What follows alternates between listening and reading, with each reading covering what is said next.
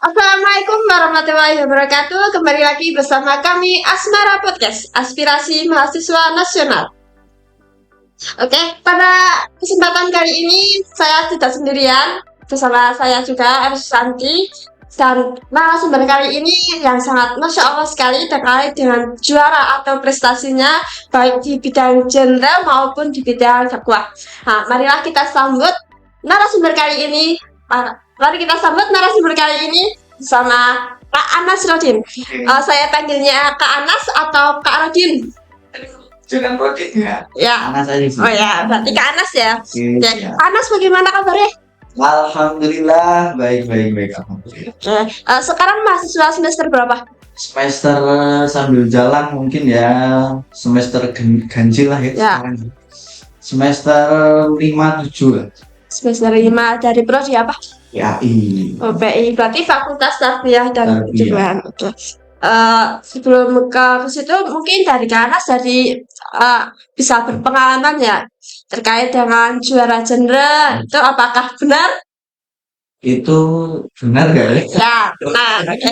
Dan baru kali ini sedang berproses untuk melanjutkan prestasinya di bidang dakwah ya. Kalau di genre itu sebenarnya nggak 1 tahun atau berapa tahun gitu? Terus selamanya itu. Selamanya ya.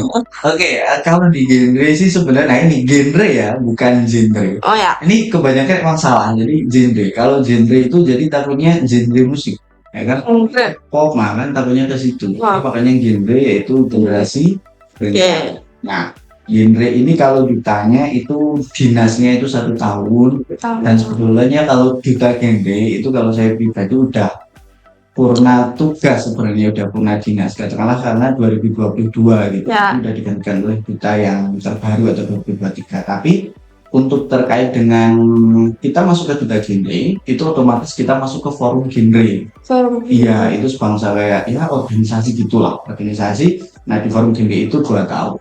Akhirnya ya dutanya 1 tahun ditambah pengabdian untuk di forumnya bersama dinas KB itu 2 tahun. Oh ya. Tapi itu sebenarnya dari apa kabupaten? Apakah ada yang dari kecamatan atau masing-masing tingkat desa atau langsung dari kabupaten sendiri atau bagaimana? Untuk yang mewakili kedutaan ini atau gimana? Wah, ya bukan kalau dari forumnya itu, pengisiannya. Forumnya, Ya, forumnya itu khusus yang duta genre. juta. Jadi yang duta genre otomatis masuk ke forum genre. Katakanlah seperti itu. Ya. Jadi kalau untuk peserta, nah itu seluruh sekabupaten. Jadi ada juga yang perwakilan dari kecamatan, katakanlah PLKB kecamatan, atau juga dari PIKR, dari desa, dusun, dan juga ada juga dari kayak kampus ya, instansi pendidikan. Misal saya kan dulu juga dari sini, dari ini semua gitu lah. Ada juga dari SMA. Kalau pesertanya, cuman kalau di forum genre itu khusus yang duta. Walaupun di tahun 2022 jadi promosi tentang forum genre ya. Wah, di 2022 itu kami ada spekulasi untuk open recruitment terkait dengan yang bukan duta. Jadi harapannya coba mau lihat gitu antara yang duta dan enggak itu bisa sinergi enggak atau gimana. Oh gitu. Ya. Jadi nanti rekomendasi dari sekolahnya atau dari desanya untuk Ada rekomendasi dari desa, ada rekomendasi dari sekolah. Tergantung dari personalnya. Dia mau mewakili dari sekolah ataupun dari desa. Kalau surat rekomendasinya itu biasanya itu tergantung mewakili instansinya ya, delegasinya lah. Berarti kalau misalnya tahun sekarang diselenggarakan kapan? Kalau tahun ini, bentar ya, kita cerita dulu 2023 itu duta genre dari di bulan September itu grand final. Udah mulai pendaftaran mungkin Agustus, Mei, Juni, Agustus, September ya mungkin dari Mei lah katakanlah.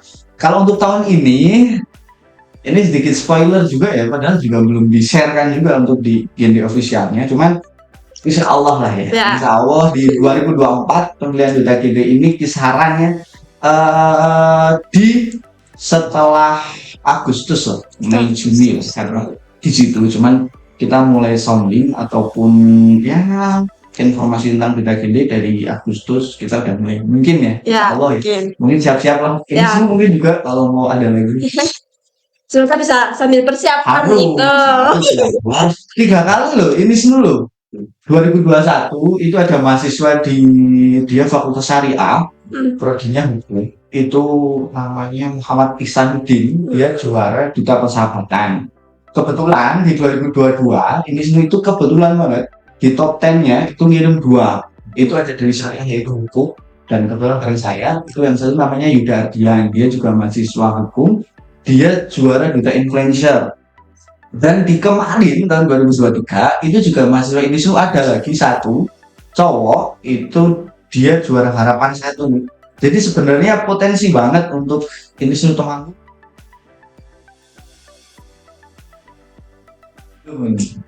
Mungkin kayak Mbak Eri mungkin mungkin lah. Ya, semoga yang cewek-cewek bisa sambil mengikuti dan juga sambil persiapan juga. Harus. Nanti bisa apa? Bisa belajar bersama Kak Anas. Oke, menuju ke pertanyaan yang bisa dipersiapkan oleh semua jargon atau jaringan komunikasi media dari LPM Grip Institut Temanggung. Pertanyaan yang pertama, sebenarnya bagaimana sih perjalanannya menjadi duta Gendra itu gimana? Awal-awalnya itu sampai menuju ke final gitu. Ya. Duta Gendra ya. Mungkin setiap orang beda-beda lah. Ya. Cuma kalau ini pengalaman saya pribadi, awalnya ini sebenarnya nggak tahu duta Gendra. Itu nggak tahu kalau di Temanggung ada duta Gendra. Tahunya Mas Mbak. Kalau di Temanggung kan Mas Mbak gitu kan. Cuman dari Dinas Pariwisata. Kalau duta Gendra kan dari DPPPA PPKB, ketengah dari BPKKBN. Awalnya itu dari biasalah anak sekarang lah ya kan main medsos gitu-gitu. Nah kemudian ada lihat dari story teman saya, terus komen ini apa kan gitu ya. Nah duta Gendra. Kalau mau ikut gimana ya boleh sih nggak apa-apa. Cuman kalau tinggi badan gimana nih ya? Ya. Ketika duta-duta kan asli fisik ya kan maksudnya tinggi badan lah apa? Oh enggak, khusus sudah ini enggak ada itu katanya. Ya udah sih coba gitu kan. Daftar ternyata ada daftarnya online sih awal online. Itu kita ngisi website itu biasa link dari sana. Terus kita ngisi ada beberapa kayak biodata dan yang lain dari delegasi juga. Nah itu kita masuk itu pas tahun 2022 mungkin kurang lebih ada 100 peserta, malah mungkin 100 peserta. Nah itu awalnya itu kita seleksi tes administrasi. Ya, kita ada administrasi sama ada tes tertulis juga. Jadi itu diaplikasikan, ya kan? Jadi nilainya berapa, terus nanti kita diambil untuk masuk ke top 50 atau 50 besar. Nah, di 50 besar ini seleksinya itu ada unjuk bakat, terus ada juga orasi, terus ada juga interview. Dan sama juga ada di tahap 1 ya, sebelum top 50 ini ada LGD atau Leadership Group Discussion. Jadi diskusi gitu, kita forum, kita membuat diskusi gitu. Nah itu kita bahas salah satu mosi ataupun masalah yang ada, polemik yang ada di zaman sekarang. Nah itu masuk top 50, di 50 ada unjuk bakat, orasi, dan interview. Dari situ langsung dari top 50 diambil dari top 10. Nah, top 10 ini 10 cowok dan 10 perempuan, 10 cewek. Nah, selama itu kita ada pelatihan, pembekalan, mungkin 1 bulan sebelumnya lah, mungkin 1 bulan kita udah dikumpulin itu ada beberapa kali pembekalan terkait dengan public speaking lah, yang terkait materi-materi biasa itu.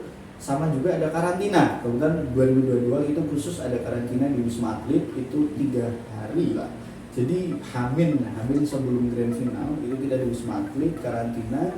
Di situ juga asik sih belajar bareng. Oh iya, dan ada juga di malam pertama karantina itu ada gala dinner. Nah, gala dinner itu namanya gala dinner yang malam ya, ngomong gala dinner malam ya. Itu di Omah Kebon Temanggung. Ya, di situ ada gala dinner, di situ lumayan sih sedikit grogi juga sih sebenarnya karena dihadiri beberapa UPT ya kan dari pemerintah kabupaten di sini, dan juga setelah gala dinner itu kita ada materi dan yang lain dari bersih lah dan yang lain, barulah masuk ke grand final. Katakanlah mungkin dari pendaftaran sampai grand final kita ada ya 4 bulan dari pendaftaran sampai grand final itu kita ada 4 bulan. Gitu sih sekilasnya sih. Berarti pas waktu grand final itu berarti semua kontestan maksudnya pesertanya itu diundang semua atau hanya yang memasuki 50 besar atau 40 besar saja? Oke, ketika di grand final. Ya. Ketika di grand final itu otomatis lah yang datang yang 10. Nah, cuman 10 peserta ini biasanya kita dikasih kayak kuota untuk supporter. Nah, supporter ini bebas, kita mau ngajak teman kampus, kita mau ngajak teman sekolah ya kan, mungkin ngajak pacar ayang juga nggak salah sebenarnya, bebas. Itu biasanya 10 lah. Kalau waktu itu 10, ada 10 buat supporter itu keluarga di luar orang tua ya, di luar orang tua seperti itu. Nah, kalau yang dari 50 besar sampai ke 100 itu enggak sih. Iya, nggak ada undangan. Cuman kalaupun datang, nah itu kebijakan panitia lagi sih. Salah panjang banget ya. Lumayan. Oke. Iya. Bagaimana sih perasaannya setelah sudah masuk ke final, terus menjadi juara 2 ya? Iya. Ya, itu perasaannya bagaimana? Perasaannya kenapa nggak juara 1 gitu sih? Oh. Enggak. Ya sebenarnya sedikit gak nyangka juga ya, dalam arti gini lah, waktu top 10 itu kan peserta kan lumayan gitu, maksudnya lumayan ya, 10 ini kita udah pilihan dari 100 lah, 100 peserta kita diambil 10 cowok cewek. Di 10 pun juga secara kelebihan kekurangan mereka punya kelebihan masing-masing ya kan, jadi kayaknya ya masuk top 10 aja udah oke gitu. Ya. Walaupun ya kalau target pribadi ya sampai bisa juara kan gitu. Ya. Cuman ya gitu sih, senang ya, alhamdulillah lah ya, bersyukur juga bisa dapat kesempatan. Sebenarnya bukan karena juaranya juga sih, tapi lebih ke gimana sih pengalaman kita di sana. Kebetulan juga ketemu sama orang-orang baru ya kan, apalagi mungkin sama beberapa yang ya, katakanlah kayak influencer Temanggung ya kan, karena kebetulan pas itu Duta Gede tahun-tahun lah ya, itu kebetulan juga mereka pesertanya kebanyakan juga dari yang alumni kayak Mas Mbak gitu. Iya, jadi kan udah sebelumnya emang udah melalang buana kan gitu di dunia perbitaan. Kalau saya pribadi kan emang first time sih kalau di ajang-ajang gitu, emang baru pertama kali dan alhamdulillah dapat juara 2. Ya alhamdulillah sih bisa mempersembahkan yang terbaik buat kampus ya, ini Seni Temanggung. Oh iya, senang sih, alhamdulillah. Motivasi juga ke depannya. Baik, tapi kan sekarang dari Duta Garuda itu sekarang udah masuk mulai aktif kuliah. Nah, ya. Itu kan sudah lagi berproses dalam proses lomba dai atau dakwah. Iya. Pertanyaannya, bagaimana sih perjalanannya dalam kita mengikuti lomba dari dakwah itu? Oke, dari jadi langsung dakwah nih ya. Ya Allah, gak nyambung sebenarnya ya. Karena SMK itu dulu saya ambil TKJ, teknik komputer jaringan. Kampus ambilnya pendidikan agama Islam. Jadi Duta Gede, sekarang dakwah. Ya, kalau dakwah sih kalau dibilang dai kayaknya belum pantas lah ya. Maksudnya ya itu baru tahu di lomba aja. Dalam arti kenapa bisa dulu ikut dai ya? Agak bingung juga sih, cuman awalnya tuh kayaknya ya dari teman lagi, balik lagi dari teman, katakanlah ya relasi gitu dari teman. Ada info lomba dai. Nah, awalnya kan kalau saya pribadi emang suka kayak katakanlah kayak public speaking, pidato, orasi gitu, emang seneng lah, apalagi bisa kayak jadi orator, kita pidato di depan orang banyak ya, di lapangan itu kayaknya keren gitu lah, maksudnya kita semangat ya, itu kayaknya bisa banget, itu keren. Nah, ketika masuk ke dai ini hal baru kan gitu, maksudnya dai ini bukan hanya pidato, bukan hanya orasi ya kan, tapi kita bukan hanya dunia, karena kita mau bawa akhirat ya kan, ataupun ya lebih dalam. Dan lagi bukan hanya kalau pidato biasa mungkin kita bisa asal nyomot diksi, asal nyomot kata-kata quotes gitu. Cuman kalau berbicara dai kita harus jelas gitu kan, ilmunya mana, sanadnya dari mana, dalilnya mana kan gitu, ada hadis, ada Al-Qur'an. Nah, tantangannya di situ. Jadi pengen nyoba aja, dalam arti pengen nyoba jajal gitu kan gitu. Dalam arti gimana sih rasanya dai. Nah, ternyata coba awal pertama kali itu dai itu di UII kalau nggak salah, di Universitas Islam Indonesia di Jogja. Cuman belum juara ya waktu itu ya, pertama kali. Itu coba di sana kurang lebih ada 30 peserta. Itu tingkatnya nasional ya, walaupun ya nggak tahu lah ya berapa, cuman ada 30 peserta. Lumayan menjadi ini hal beda menurut saya pribadi. Jadi bukan hanya kita ngomong, tapi kita bawa ayat-ayat dari Tuhan gitu, ayat-ayat dari Allah gitu kan, sunnah, hadis gitu, dari Nabi Muhammad gitu. Jadi kayaknya lebih serius untuk membawa ini. Nah untuk kalau ceritanya kenapa bisa ketawa ya kayak gitu aja sih. Maksudnya dapat dari teman cerita, pengen nyoba aja.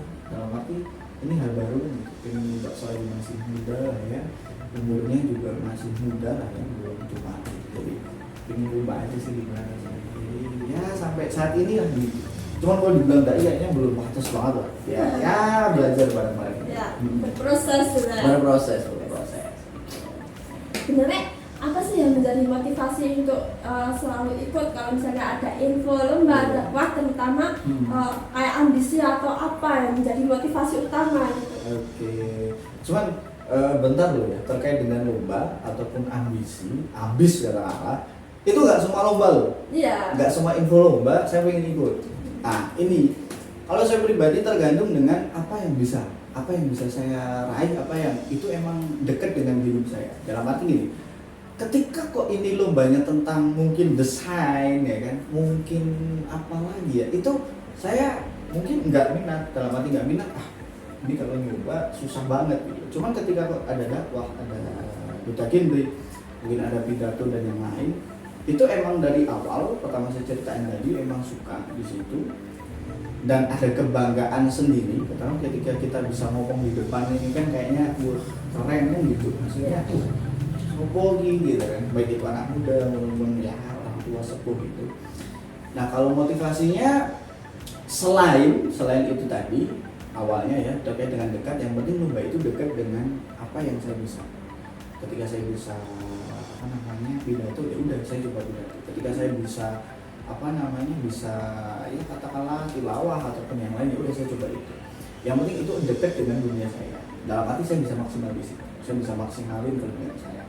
Terus ketika dengan ambisi motivasi kenapa ikut lomba, perlombaan ini kan menjadi salah satu legitimasi ketika kita bisa membangun hidup kita. Ketika kita bisa membangun personal branding kita.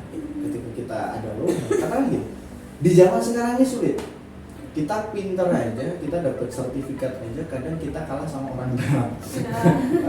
Enggak maksudnya, ya itu negatif lah. Cuman gini, kita pinter aja, banyak saingannya. Ketika kita cuma bisa modal ngomong, banyak kok yang bisa ngomong. Cuman ketika kita ada bukti legitimasinya, ketika kita pernah juara di sini, kita pernah juara di sini, kita pernah juara di sini. Harapannya juara ya, walaupun ya kan nggak juara terus. Harapannya itu bisa menjadi motivasi buat saya pribadi juga. Kata lagi, ketika kita udah lomba manggung, akan menjadi motivasi ketika kita di tingkat Jawa Tengah. Ketika kita di tingkat Jawa Tengah akan menjadi motivasi di tingkat nasional. Dan apa yang positifnya yang saya dapat, saya bisa ketemu dengan orang baru. Saya ketemu dengan orang-orang yang mungkin saya bayangkan nggak pernah ketemu. Karena kebetulan di kemarin ini di Purwokerto, ini ada salah satu jurinya. Itu dia alumni dari Aksi Indosiar, salah satu jurinya. Jadi kita ketemu dengan orang-orang baru.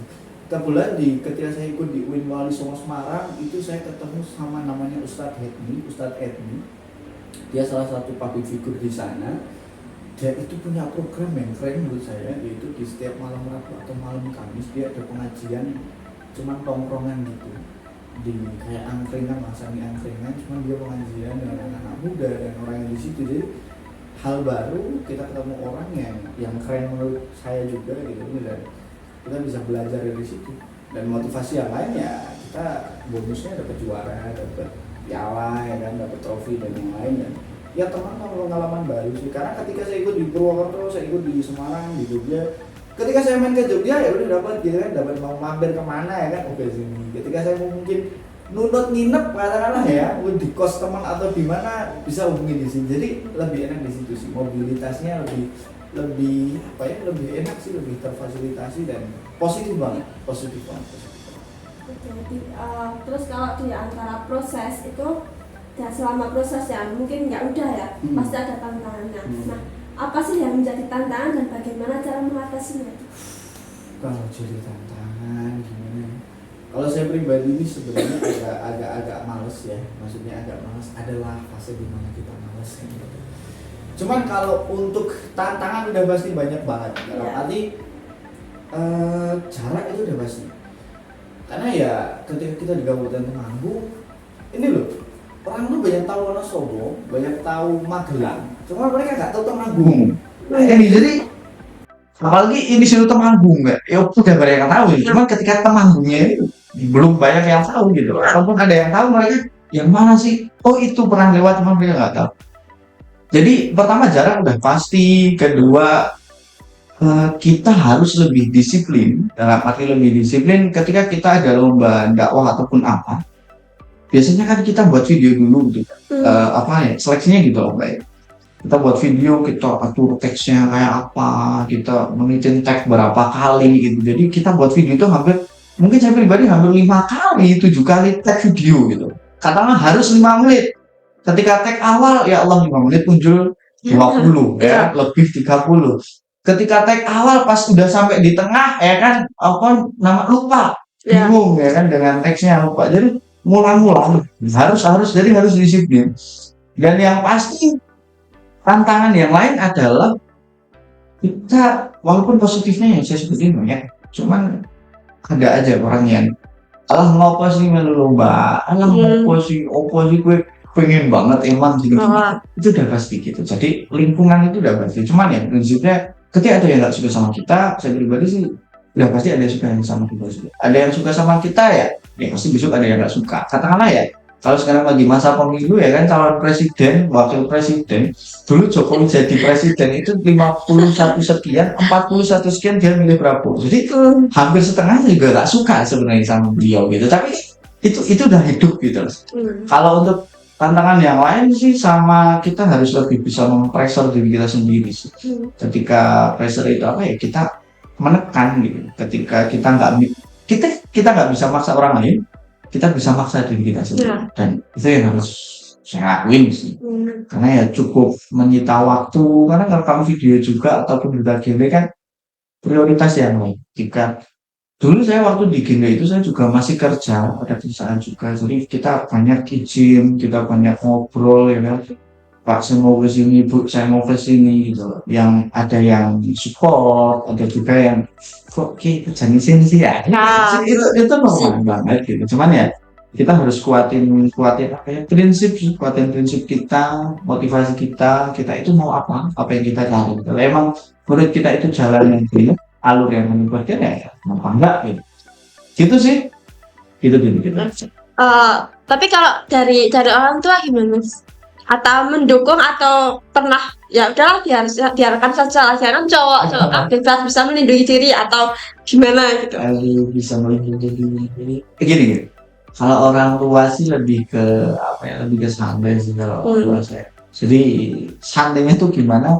Ya seperti yang Pak Edi bilang tadi, apakah laki atau mungkin anak cowok gitu. Walaupun ya sebenarnya enggak juga, karena kalau niat pribadi kan dulu tuh ketika saya lulus SMK itu sebenarnya saya juga pengen lah kayak teman-teman yang lain keluar time merantau ya kan. Cuma karena emang waktu itu kurang diperbolehkan, dalam arti ya saya anak laki-laki terakhir dari 2 bersaudara, jadi kayaknya harus nemenin orang tua, dan orang tua juga pengen ya gimana sih ya orang tua, maksudnya kalau dia jauh dari anaknya kayaknya kurang gitu. Walaupun ya saya di rumah juga sebenarnya jarang di rumah juga gitu, cuman ya beda lah itu sih. Sama kalau support banget, dalam arti itu hal yang paling utama sih. Ketika saya mau berangkat lomba, ketika saya mau berangkat apapun itu, berangkat kuliah ataupun berangkat ngomong cewek apa gitu kan, izin sama orang tua, izin sama ibu gitu. Maksudnya mau kesini doain ya minimal kirim Fatihah lah Bu ya gitu. Itu sering banget, dan alhamdulillah sampai saat ini tetap support, itu positif banget. Saling support nih ya. Ini memang doa orang tua ya, kalau misalnya silakan gitu kan, otomatis kayak hatinya tenang Iya. Ini kan kebetulan juga sambungan juga ya kan, peran genre sama kita kelas itu kan juga saling apa ya sama-sama digeluti ya, sama-sama dalam proses itu. Pertanyaannya bagaimana sih peran genre dalam dakwah dan cara menjembatani dengan audiens yang lebih luas? Genre Ya, peran itu bisa sambung gitu loh. dengan dakwah. Ya. Sebenarnya kalau genre ini, kalau kita boleh bilang genre ya. Genre ini kan generasi berencana dengan beberapa program yang itu menjadi fokus kita, kayak Kawin Bocah, terus kayak Kawin Bocah itu kenapa sih? Itu untuk meminimalisir stunting, untuk meminimalisir kasus perceraian, untuk meminimalisir adanya KDRT, mentalnya belum siap, finansialnya belum siap. Dan juga kita ada juga program yaitu life skill, keahlian hidup. Kita memfasilitasi untuk kita belajar bareng dengan remaja Temanggung maupun di Jawa Tengah, Indonesia, katakanlah kita belajar bareng untuk meningkatkan life skill kita, baik itu soft skill, hard skill, Ya. itu peran genre. Dan juga ada juga kita untuk kekerasan seksual, bullying yang pernah tenar ya bukan yang pernah tenar sih, emang itu menjadi masalah kita, banyak kasus bullying itu mereka bunuh bahkan ini baik. Ya. Ini miris, ini 2022 itu yang saya bawa juga dari gini. Dan di Yogyakarta yang itu terjadi kasus pembunuhan bapak-bapak umur 41 tahun, 40 sekian loh, dengan bapak-bapak 40 sekian juga. Bapak ini membunuh bapak-bapak. Motifnya setelah ditelusuri dengan pihak kepolisian itu karena bapak-bapak ini sakit hati dengan bapak-bapak ini. Karena apa? Karena dari kecil ini mereka berteman dari kecil, dan si bapak-bapak ini selalu ngejekin ataupun ngehina si bapak yang satu ini sampai umur 40 sekian. Nggak tahu ya momentumnya apa juga yang mengalami oke. Dan itu jadi pembunuhan. Ini bullying loh. Jadi ini bahaya banget. Nah, ketika kita korelasikan dengan dakwah hampir sama, karena ketika genre kita juga ada sosialisasi. Kemarin kita ada program GGS ya, bukan ganteng-ganteng segala ya, itu udah bungkus acaranya. Genre Goes to School, genre Goes to Campus. Jadi kita sosialisasi. Ketika dakwah kita juga menyuarakan. Ya. Sebenarnya ada program ini. Dan kenapa coba bocah mungkin banyak juga di Islam juga katakanlah mungkin di agama saya Islam. Ketika KDRT itu tidak disukai, itu juga dilarang oleh agama ya. Ketika perceraian itu hal yang dibolehkan, tapi dibenci oleh Allah, tidak dibenci oleh Tuhan. Jadi hampir ada kesinambungan. Walaupun memang secara basic genre itu tidak terpandang secara identitas agamis gitu kan. Cuman ketika kita ambil dari situ, itu ada kesinambungannya. Jadi ada kawin bocah, pernikahan dini dalam arti ya. Ketika kita nikah dini ini, harapannya kenapa sih kok jangan boleh nikah dini? Mau dicerai, nanti KDRT, ya kan? Nanti mentalnya belum siap, finansialnya belum siap. Kenapa mental belum siap itu nanti bisa menjadikan keluarga ini tidak harmonis. Nah, gitu-gitu. Dan juga ketika life skill, bahkan ya di dalam itu juga sudah diterangkan gitu kan, namanya apa, thalabul ilmi fardhatun ala kulli muslimin wa muslimah.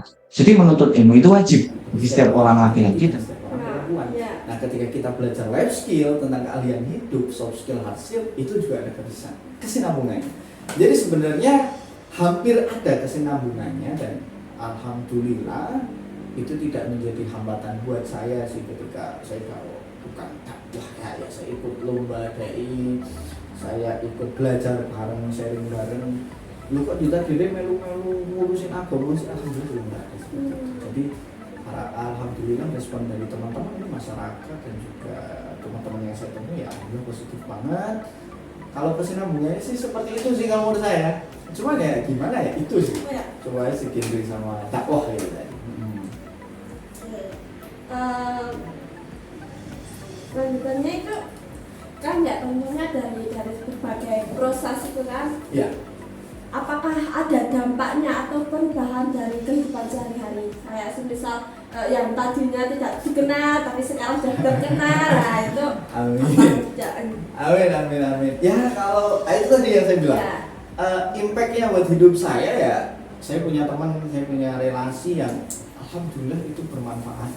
Karena ada satu quotes itu 1000 teman itu terlalu sedikit ya kan, satu musuh itu terlalu banyak. Jadi ketika kita punya banyak teman, ketika kita punya banyak relasi, itu alhamdulillah akan bermanfaat buat saya juga, buat teman-teman yang lain. Saya juga bisa bermanfaat buat teman-teman yang lain.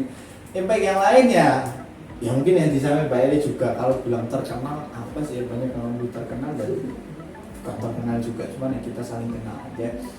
Ya alhamdulillah, dalam arti ya ketika ada teman ini asiknya itu ketika kayak gini, mungkin saya habis setelah sosialisasi di SMA mana atau enggak mungkin di desa mana, itu banyak yang ya bukan banyak juga, ada beberapa juga yang dia ngubungin saya gitu lewat mungkin Instagram saya, ataupun mungkin ketika sosial WA ya lewat WA saya, dia tanya mungkin, Mas caranya gimana sih buat ikut game, Mas caranya gimana sih buat kayaknya tuh semangat, buat motivasi, Mas caranya gimana sih buat kayaknya bisa public speaking gitu-gitu, Mas caranya gimana sih buat bisa berani ngomong di depan. Jadi selain terkenal itu tadi, fokus saya lebih ke situ. Jadi kita bisa saling ngobrol, kita bisa saling sharing, yang mana ya alhamdulillah kalau itu emang bermanfaat buat mereka ya saya usahain kan gitu. Impact yang lain ya alhamdulillah ketika saya ini positifnya banget buat generasi muda. Jangan pernah menutup diri dari hal apapun, karena kita nggak ada yang tahu. Kita nggak ada yang tahu keberuntungan itu datang dari mana, dan juga keberuntungan itu kan pertemuan antara kesempatan dan persiapan. Jadi kita nggak ada yang tahu. Ketika saya ikut di genre, ketika saya di mana, alhamdulillah kok ketika saya ikut di ini pernah saya waktu itu di Wirwali Songo ketika lomba tadi, saya disebutin sama MC-nya kurang ajar agak pressure. Dia sebutin untuk peserta yang satu ini dia dari duta dari Kabupaten Temanggung loh. Dari mana gitu? Saya juga nggak kenal sama dia, belum kenal. Cuman ya itu, jadi kayaknya mempermudah untuk kita bisa ketemu dengan orang lain. Apalagi ketika mereka kok udah kenal duluan sama kita jadi lebih mudah untuk mengenal balik gitu. Walaupun ya kadang nggak enak juga, kadang ada beberapa di jalan ketemu mungkin sekedar klakson atau mana segala gitu, jadi sopo sih karena ya enggak lah, cuma positifnya itu, dan ya itu sih impactnya banyak banget, positif banget. Dan selain itu juga alhamdulillah dapat apresiasi ketika kita juara di itu tadi kemarin, alhamdulillah kita ada apresiasi dari pihak kampus, kita ada komunikasi dengan pihak kampus, ada apresiasi juga dari pihak desa, ada apresiasi juga dari pihak kabupaten gitu. Jadi hal-hal positif itu akan kita dapatkan gitu. Dan kalau menurut saya pribadi sih ya lebih baik hanya hal positif daripada negatif kan gitu ya. Gitu sih. Biasa. Gitu. Boleh saya minum nggak sih ya? Boleh ya, tak minum. Sorry. Kayaknya ngobrol terus dari tadi saya bikin ini kering. Kalau Mbak Eri kayaknya udah ahli banget kita ngobrol. Ya jalan-jalan. Oke, bisa. Sorry. Selanjutnya pertanyaan ke, apa momentum yang menjadi puncak dalam perjalanan dakwah yang mungkin membawa meraih kejuaraan? Ya kan pernah juara 2 dakwah di mana tuh? Di Wali Songo. Nah, di Wali Songo itu apa yang menjadi momentum puncak? Apakah kebahagiaan yang bisa membawanya atau proses yang tidak sia-sia atau bagaimana itu? Ini dalam. Cuman ketika kita momentumnya ya tadi ketika Mbak Eri sering mau sebutin berproses, insya Allah gitu kan, usaha hasil tidak akan mengkhianati usaha. Dan ketika berproses, bukan hanya berproses, tapi harapannya berproses dan berprogres. Ketika berproses itu seperti apa sih? Berproses itu kita belajar, ya kan?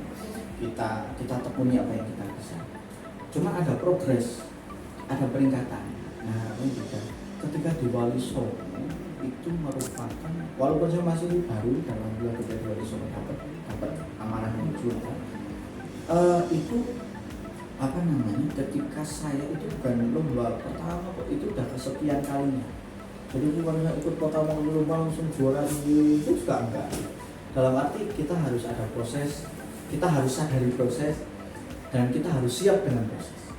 Karena ketika kita nggak siap dengan proses, apalagi di generasi sekarang, katakanlah, ya bukan generasi sekarang, saya pribadi juga senang ya, apa yang namanya pragmatis gitu loh, bersifat praktis gitu kan. Maksudnya ya kita senang gitu. Walau cuman ada beberapa yang memang harus itu menjadi PR buat kita, harus menjadi motivasi, harus menjadi prinsip buat kita dalam arti tadi yang saya sampaikan gitu, berproses dan yang lain. Cuman kalau momentumnya kenapa dia juara, alhamdulillah ya mungkin karena persiapan. Ya ketika tadi keberuntungan itu pertemuan antara kesempatan dan persiapan. Nah itu tadi, ketika saya sudah siap, ketika saya sudah menyiapkan, dan itu benar-benar tak siapin sih. Dalam arti saya buat teksnya, begadang atau mungkin semalaman nggak tahu ya. Cuman buat teksnya dari mana, ini kayaknya kurang cocok, ini lagi mau tak coba, kayaknya kurang tak coba lagi. Gitu. Sampai hanya di situ.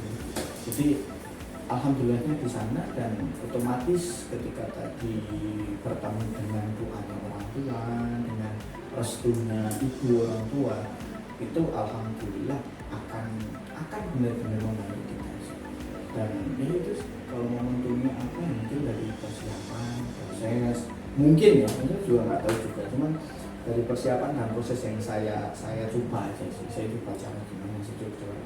Kenapa dulu kemarin sih nggak juara, kenapa sih? Oh ini nilainya yang kurang, karena di dakwah itu kan ada penilaian, ke gestur, public speaking, kesesuaian dengan tema. Jadi itu kan ada rekapannya. Ketika di cross check, ini sedikit di bagian gesturnya sedikit, di bagian adabnya mungkin sedikit. Jadi berarti di sini yang harus saya perbaiki. Di situ sih. Jadi mungkin ya pertemuan antar proses, keberuntungan yang benar-benar dipersiapkan. Mungkin gitu sih. Oke, pertanyaan terakhir. Terakhir ini, alhamdulillah. Ini terakhir. Tips atau saran dari Mas Anas yang ingin disampaikan kepada penonton atau pada orang-orang di halayak umum ini, terutama untuk mahasiswa Inslu yang mau terlibat dalam kegiatan dakwah, terutama di lumba-lumba. Di dakwah atau lumba-lumba ya. Ini tips trik apa ya? Saya apa yang saya pernah alami aja ya. Yang pasti sih gini.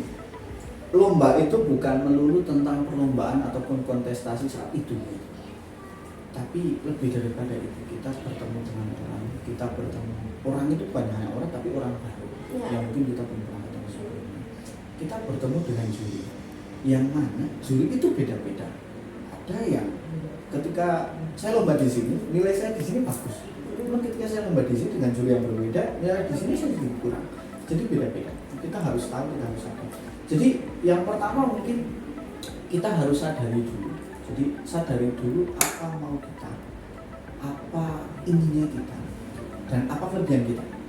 Terkadang orang ini, kalau saya sudah di sini, banyak orang yang pengen keluar dari zona nyaman. Banyak orang yang pengen keluar dari zona nyaman tanpa mereka tahu. Gitu. Nah ini, jadi menurut saya pribadi ketika kita udah di zona nyaman, maksimalin dulu. Kita kelebihan kita maksimalkan. Ketika mungkin kekurangan saya di bagian desain dan yang lain, ya udah saya nggak ikut di situ kok. Cuma ketika ini ini masih bisa tak coba, ini masih bisa aku jajal. Jadi itu sih, kita sadari dulu kelebihan kita apa, kekurangan kita apa. Insya Allah dengan hal itu kita akan lebih mudah untuk mengarungi kehidupan ini. Masya Allah, apa ini? Gitu. Sama yang selanjutnya mungkin lebih ke ini. Kalau saya ada juga dari teman itu ada, kita perlu menghargai, kita perlu respect dengan beberapa hal. Salah satunya ada respect for people, respect for time, and respect for system. Jadi kita harus menghargai setiap orang yang ada. Itu tadi. Ketika kita mau lomba, sepintar apapun kita, secerdas apapun kita, apalagi ketika di tingkat kita, ketika kita tidak bisa humble, ketika kita tidak bisa welcome sama orang-orang, itu nggak akan ada gunanya. Itu kan sia-sia gitu. Maksudnya ya pintar sih pintar, cuman nah ini ketika ada ilmu yang tidak berkah, mungkin katakan seperti itu. Jadi kita harus bisa menghargai orang-orang. Respect for time ya kita menghargai waktu kita dan waktu orang lain. Dalam arti waktu kita, gini, ketika kita mau lomba, ketika kita mau ikut apapun itu, kita otomatis akan persiapan. Persiapan kita akan sinau, kita akan belajar, kita akan menghabiskan waktu. Nah, ketika kok di lomba ataupun di hari kita kok nggak serius, kita kok santai-santai, berarti kita nggak menghargai loh sama waktu kita sendiri. Jadi harapan seperti itu. Respect for system, nah itu tadi proses. Kita harus menghargai proses, terus mencoba. Jadi yang apa ya, hebat itu bukan karena kita apa, bukan karena kita sering menang ataupun yang lain, cuman ketika kita jatuh dan kita bisa cepat untuk bangkit lagi, dan itu hebat banget gitu. Dan ketika banyak juga yang bilang cuman aku nggak bisa gini, aku nggak bisa gini, aku nggak bisa gitu, gini kita emang nggak bisa kembali dan merubah sebuah awal gitu. Tapi kita bisa memulai dan merubah sebuah akhir. Dan ketika kita masih bisa mengusahakan itu, usahakan, coba semaksimal mungkin. Karena ketika kita berusaha maksimal, ya insya Allah akan memberikan yang maksimal juga. Ketika kita berdoa, ketika kita ibadah secara maksimal, ya akan maksimal juga. Cuman ketika dongo, katakanlah ya Allah kayak biasanya, apa ya, maksudnya effort dia buat doa aja nggak ada. Cuman berlebih situ sih, sadari apa kelebihan kita, potensi kita, kekurangan kita, dan apa tadi kita maksimalin juga proses ya, dan menghargai beberapa tadi, respect for people, for time and for system itu, dan juga doa keluarga, sama sekali lagi tetap belajar. Karena belajar pribadi juga, ketika saya di Wali Songo dapat juara 3 di Wali Songo, juara 3. Ketika saya lomba lagi, yang lain udah tambah bagus, karena pesertanya hampir sama, udah tambah bagus. Jadi kita nggak bisa ketinggalan, kita nggak boleh ketinggalan, kita asli nggak boleh ketinggalan, dan kita harus ngejar. Apalagi di era sekarang ya kan, digital, society 5.0 yang mana ya udah robotik, AI gitu. Kita harus bisa manfaatin itu, dan yang pasti kita harus